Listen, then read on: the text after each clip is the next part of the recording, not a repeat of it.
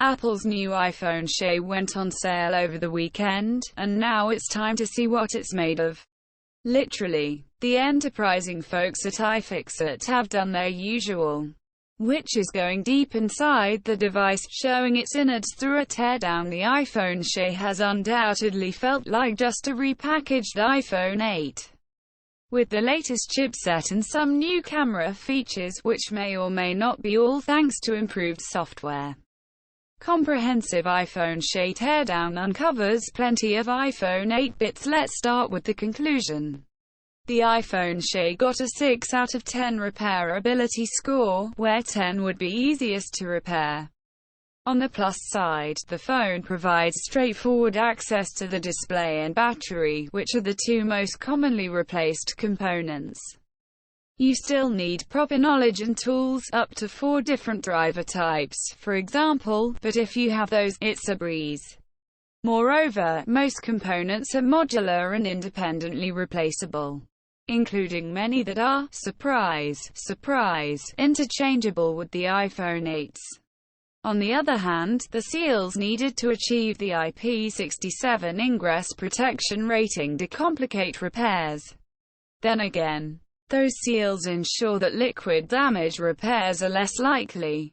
The back glass is impractical to replace, which is one of the biggest issues that iFixit identified with the new iPhone SE.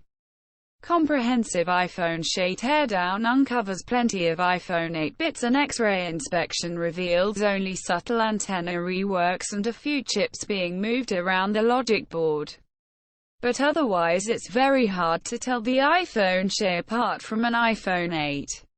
The Taptic engine and main speaker are the same, and the battery has the exact same capacity. Which is weird because the loss of 3D touch in the SE compared to the 8 should have allowed for the screen assembly to be thinner, and thus a larger battery occupying that newly reclaimed space. Alas, that's not the case here. And yet, the iPhone SE and iPhone 8 displays are interchangeable, even if the former does not have 3D touch. On that note, keep in mind that swapping out an iPhone SE screen for one coming from an iPhone 8 will not magically make 3D touch work.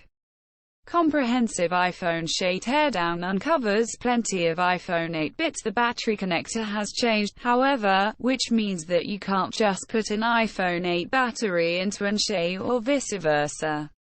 As for the camera controversy, some rumors pointed to it being the same physical unit as the one in the iPhone 8, while others thought Apple used the iPhone XRs. As it turns out, the latter option was just wishful thinking. The camera appears identical to that of the iPhone 8, so the new features are in the end all down to the superior capabilities of the A13 chipset. Source: